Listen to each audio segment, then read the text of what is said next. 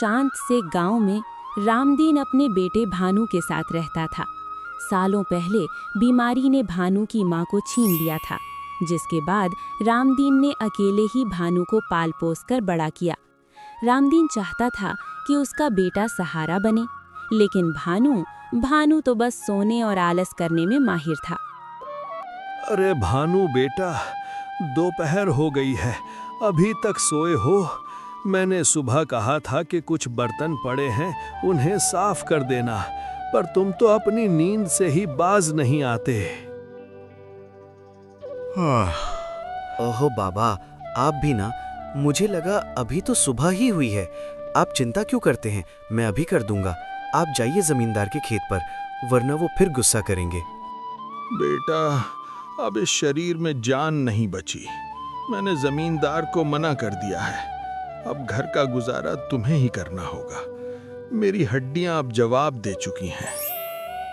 पिताजी, आप सीधे क्यों नहीं कहते कि आपको मेरा सोना पसंद नहीं? आप झूठ क्यों बोल रहे हैं कि आप काम नहीं कर सकते? तुम्हें मेरी बात झूठ लगती है? बाहर निकल कर देखो, लोग ताने मारते हैं कि कैसा निकम्मा बेटा पाल रखा है। जिस दिन मैं मर जाऊंगा, उस दिन तुम्हें मेरी बातों की कीमत समझ आएगी। पिता की बातें भानु को चुभ गईं। वो गुस्से में घर से निकलकर जंगल के एक पेड़ के नीचे जाकर बैठ गया। ये गांव वाले भी ना पिताजी को भड़का देते हैं। अगर मैं थोड़ा आराम कर लूं तो क्या पहाड़ टूट जाएगा। खैर, अभी तो थक गया हूं, थोड़ा सो लेता हूं। भानु सो जाता है। तभी वहाँ से एक पंडित बाबा गुजरते हैं और उसे जगाते हुए बोलते हैं, उठो मूर्ख, इतने हट्टे कट्टे होकर भी आलसियों की तरह दिन भर सो रहे हो। क्या तुम्हें जीवन का कोई उद्देश्य नहीं पता?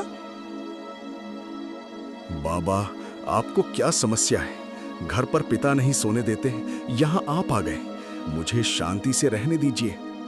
बेटा, मैं तुम्हारा दुश्मन नहीं, तुम गलत राह पर हो। याद रखना, तुम पर बहुत बड़ी मुसीबत आने वाली है। अगर अब भी नहीं संभले तो भारी कीमत चुकानी होगी। जाइए बाबा, मुझे मत डराइए, मैं देख लूंगा। भानु ने बाबा की चेतावनी को अनसुना कर दिया, लेकिन समय अपनी चाल चल रहा था।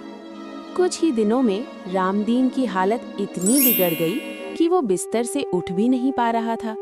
घर में न अनाज बचा न पैसा। भानु बेटा, शायद अब मेरा वक्त आ गया है।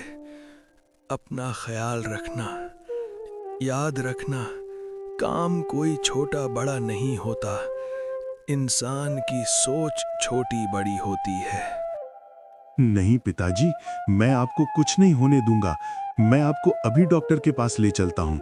भानु अपने पिता को लेकर अस्पताल जाता है और डॉक्टर भानु को बताते हैं, भानु, इनकी हालत बहुत गंभीर है। फौरन ऑपरेशन करना होगा, वरना इन्हें बचाना मुश्किल है। इसके लिए तुम्हें 50,000 रुपए जमा करने होंगे। 50,000? डॉक्टर साहब, इतने पैसे मैं कहां से लाऊंगा? कृपया कुछ समय दीजिए। मैं कुछ दवाइयां दे देता हूं, जिससे इन्हें कुछ दिन आराम रहेगा, लेकिन जितनी जल्दी हो सके पैसों का इंतजाम करो। भानु टूट चुका था। उसने जमींदार से मदद मांगी, पर जमींदार ने उसे ये कहकर भगा दिया कि बूढ़े घोड़े पर मैं पैसा नहीं लगाता। मुखिया ने भी हाथ खड़े कर दिए। थक हार कर भानु फिर उसी पेड़ के नीचे जाकर रोने लगा। ईश्वर, मेरी मदद करो। मैं 50,000 रुपए कहाँ से लाऊं प्रभु? कोई रास्ता बताइए प्रभु, कोई रास्ता बताइए। तभी वही बाबा प्रकट होते हैं। बाबा, मुझे क्षमा कर दीजिए। आपकी चेतावनी सच हो गई। मुझे 50,000 रुपए चाहिए, वरना मेरे पिता मर जाएंगे। कोई मेरी मदद नहीं कर रहा। बेटा, तुम्हें अपनी गलती का एहसास है, ये अच्छी बात है। ये लो, ये मेरी शक्ति से सिद्ध की हुई राख है। इसे अपनी जुबान से चूम लो। ये तुम्हें थकने नहीं देगी और तुम्हारे अंदर दानव जैसी शक्ति भर देगी। अब जाओ और लकड़ी काटो। भानु ने जैसे ही वो राख चूमी, उसे लगा जैसे उसके शरीर में बिजली दौड़ गई हो। उसने बिना रुके घंटों लकड़ियां काटी।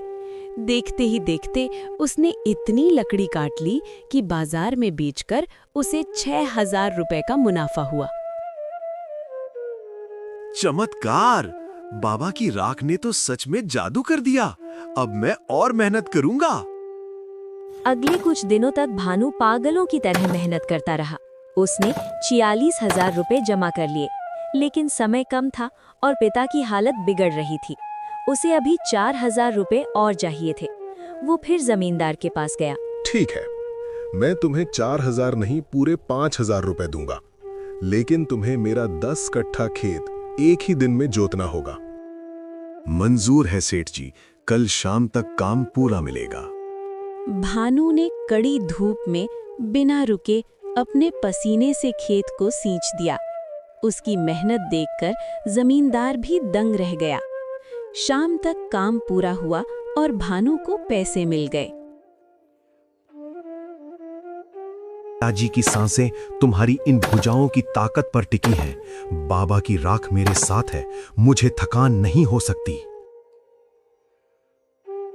दोपहर की चिलचिलाती धूप में भानु पसीने से तरबतर हो गया, पर उसकी रफ्तार कम नहीं होती। शाम तक उसने लकड़ियों का एक विशाल ढेर लगा दिया। भानु शाम तक लकड़ी लेकर बाजार पहुंचा और आज व्यापारी से मिला। अरे भानु, तुम तो गांव के सबसे बड़े आलसी कहे जाते थे। एक ही दिन में इतना सारा काम, और लकड़ियां भी इतनी शानदार और सूखी। ये लो तुम्हारे 6,000 रुपए। कल और लाओगे तो और पैसे दूंगा। धन्यवाद मालिक, कल मैं इससे भी ज्यादा मेहनत करूंगा। भानु अब रोज सुबह 4 बजे उठता। वो पहले घर का सारा काम करता, बीमार पिता को दवा और दलिया खिलाता और फिर जंगल निकल जाता। गांव की चौपाल पर बैठने वाले लोग जो कल तक उसकी बुराई करते थे, अब अपनी आंखों पर यकीन नहीं कर पा रहे थे। देखा तुमने, रामदीन का बेटा तो बदल गया है। सुना है जंगल में भूतों की तरह काम करता है। हाँ भाई, लोग कह रहे हैं इसे कोई सिद्ध बाबा मिल गए हैं जिन्होंने इसे जादुई शक्ति दी है। वरना जो लड़का सूरज ढलने तक सोता था, वो आज सूरज उगने से पहले काम पर होता है। कहने दो इन्हें, जब तक हाथ में पूरे 50,000 रुपए नहीं आ जाते, मैं चैन की सांस नहीं लूंगा। भानु ने लकड़ी बेच बेचकर 46,000 रुपए जमा कर लिए थे, लेकिन अब समय खत्म हो रहा था। रामदीन की हालत बिगड़ने लगी थी। डॉक्टर ने कहा था कि अगर अगले 2 दिनों में ऑपरेशन नहीं हुआ तो जहर पूरे शरीर में फैल जाएगा। भानु को 4,000 रुपए की सख्त जरूरत थी। भानु फिर से जमींदार के पास मदद मांगने गया। आओ भानु, सुना है आजकल बहुत बड़े मेहनती बन गए हो।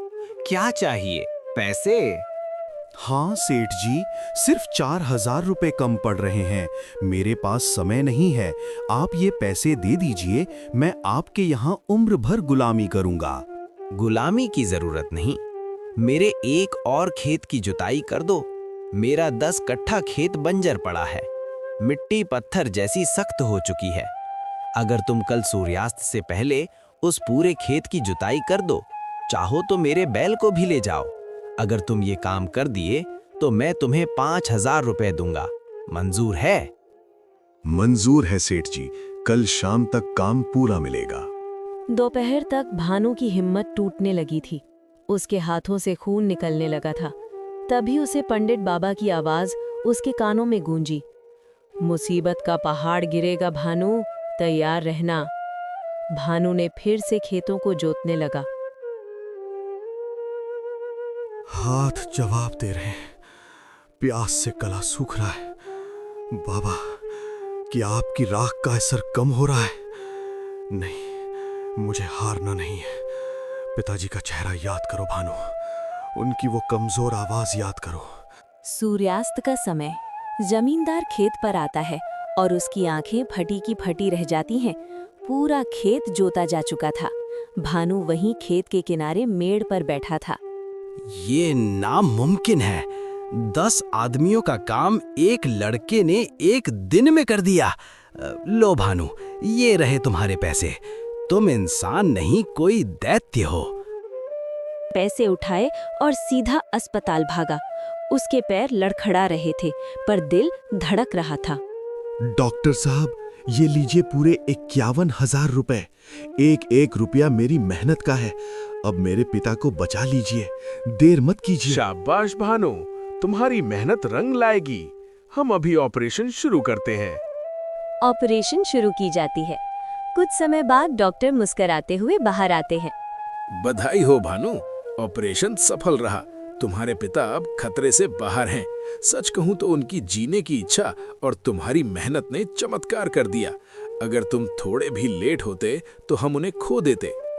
आपका बहुत शुक्रिया डॉक्टर साहब। क्या मैं उनसे मिल सकता हूँ? कुछ दिनों ऐसे ही बीत जाते हैं। अब भानु अपने पिता को लेकर घर आता है। बेटा, मैं अभी भी जिंदा हूँ। मुझे लगा मैं अब तुमसे कभी नहीं मिल पाऊंगा। पिताजी, आपको कुछ नहीं होगा। अब आपका बेटा बदल गया है। मैंने आपके इलाज के लिए पैसे कमा लिए हैं। अब आपको कभी जमींदार की झिड़कियां नहीं सुननी पड़ेंगी। मेरे लाल, इन हाथों ने बहुत कष्ट सहा है। मुझे माफ कर दे बेटा, मैंने तुझे बहुत डांटा था। नहीं पिताजी, आपकी डांट ने ही आज मुझे एक मर्द बनाया है, वरना मैं तो कहीं किसी पेड़ के नीचे सो रहा होता।